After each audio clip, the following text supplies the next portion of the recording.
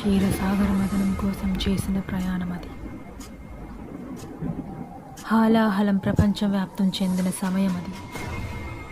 మహాశివుడు నీలకంఠాధరుడిగా మారడానికి కారణమేమిటి?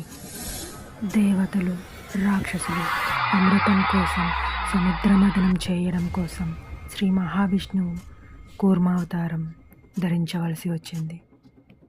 ఇలా త్రిమూర్తులైన ఈ ముగ్గురు సృష్టి ఆది నుండి అంతం వరకు నడిపిస్తూ ఉంటారు.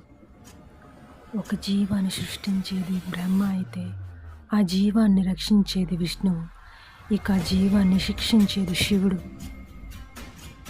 ఈ సృష్టి నడుస్తున్నప్పుడు నిర్దేశించిన క్రమంలో కొనసాగించడంలో ఆటంకాలు వచ్చినప్పుడు సృష్టిని కాపాడే బాధ్యత మహావిష్ణువు తీసుకుంటారు.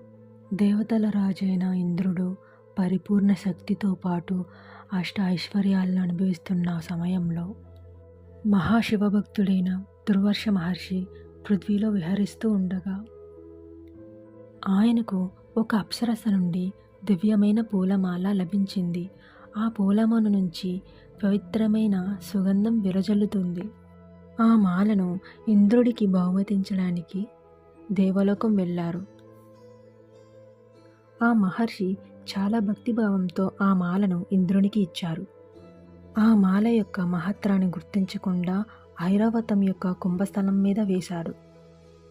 దివ్య సుగంధాలు కలిగినటువంటి ఆ మాలలో అనేక తొమ్మిదలు ఆశ్రయించడం చేత అవి ఐరావతం చెవిలోని గోల చేయడం వల్ల, అవి చిరాకు చేయడం వల్ల ఐరావతం తల మీద ఉన్న మాలను తీసి నేలకు వేసి తొక్కివేయడంతో అలా చూసిన మహర్షికి చాలా కోపం రావడంతో, ఎంతో పవిత్రమైన మాలను నీకు తెచ్చినందుకు దానికి తగ్గ ఫలితాన్ని నువ్వు అనుభవించక తప్పదు. నీ అష్ట ఐశ్వర్యాలు కోల్పోయి ప్రతి దాంట్లోని విజయాన్ని కోల్పోవాలని నీకు శపిస్తున్నానని మహర్షి చెప్పగా, అక్కడ నుండి జరిగిన ప్రతి యుద్ధంలోనూ అసురుల చేత దేవతలు ఓడిపోతూనే ఉండేవారు. ఇంద్రుడి నిర్లక్ష్యంతో జరిగిన ఈ పొరపాటుకి దేవతలు అందరూ శిక్షకి అర్హులయ్యారు. ఇలాగే జరిగితే సమస్త సృష్టికి చాలా అపాయం.